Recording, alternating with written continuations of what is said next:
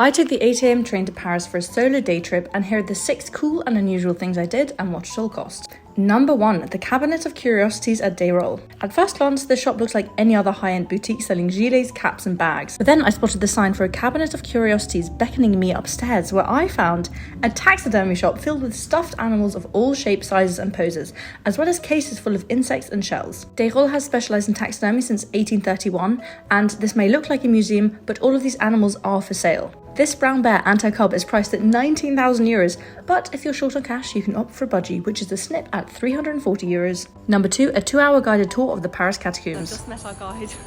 Oh, my French is so bad, I told him I was 300 years old instead of 30.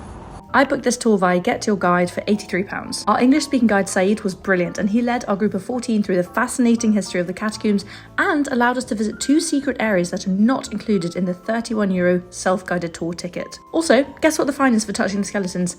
15,000 euros. Number 3, lunch at a bouillon julien. A bouillon is a style of traditional French restaurant which serves classic dishes at very affordable prices. They had starters for €3.80. Mains for €9, and you can buy a glass of wine for €2.70. I chose the escargot, which tastes like delicious garlicky rubber, and the steak and frites. My 2-course meal with a glass of wine came to €25. Number 4, the Arène de Lutèce. These are Roman ruins that have been turned into a public space and have a fascinating history. This venue could once host 15,000 people and was used as an amphitheatre to host gladiatorial combats, still here 2,000 years later.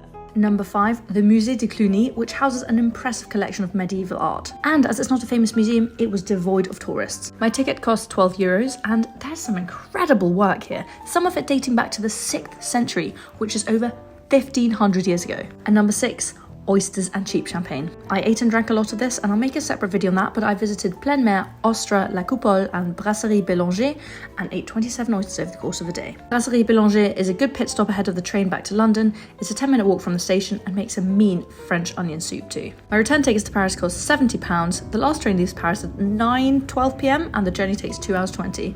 So I was back in London by 10:30 p.m. Follow for more solo trip content.